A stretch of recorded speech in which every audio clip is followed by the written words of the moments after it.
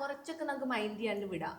ചില സമയത്ത് കോമൺലി അങ്ങനത്തെ കമന്റ്സ് വരുമ്പം ഒരാൾക്കൊരു മറുപടി നമ്മൾ കൊടുത്തു മറ്റുള്ളവർ അത് മനസ്സിലാക്കും.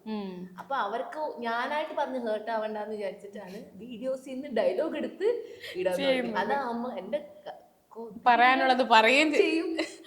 എന്താണ് പറയാ എന്തായിരുന്നു കാക്കയുടെ വേണ്ട വേണ്ട പറയട്ടെ കാക്കയുടെ കടിയും മാറി ചൂരി വാങ്ങലുണ്ടോ അങ്ങനെയല്ലേ?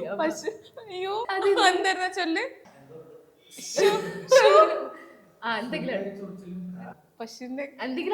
എന്തോ മാറും. അപ്പൊ എനിക്ക് പറയാനുള്ളത് ആൾക്ക് കിട്ടി.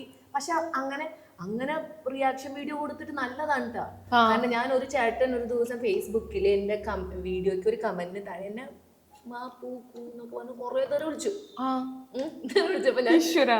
നന്നായി തരം വിളിച്ചു. അപ്പൊ ഞാൻ ആ ചേട്ടന്റെ കമന്റിന്റെ താഴെ കുഞ്ഞു വാവയുടെ ഫോട്ടോ വെച്ചിട്ടാണ് കമന്റ് ഇട്ടേക്കുന്നത്. ഞാൻ ചോദിച്ചു ആ വാവയുടെ ഫോട്ടോ ഉള്ള കാരണം കൊണ്ടാ, ഇല്ലെങ്കിൽ ഞാൻ ഇത് എടുത്തിട്ട് ഞാൻ റിയാക്ഷൻ വീഡിയോ ചെയ്തന്നെ ചേട്ടാന്ന് വെച്ചു. അതിന്റെ അടിയിൽ മോളെ ഞാൻ 2 വീശിട്ടിരുന്നപ്പോ അറിയാതെ സോറി നിന്നെയൊക്കെ ഞാൻ എന്താ പറയാ. വെള്ളം അടിച്ചു നോക്കിയപ്പോ ഒരു വീഡിയോ കിട്ടുവാ തെറിവിളിച്ചു. ഒരു 1% 2% ഒക്കെ ഉള്ളൂ ഇത്രയും പേര്. ബാക്കി പകുതി മുക്കാലും പേര് സപ്പോർട്ട് ചെയ്യുന്നവരാണ്.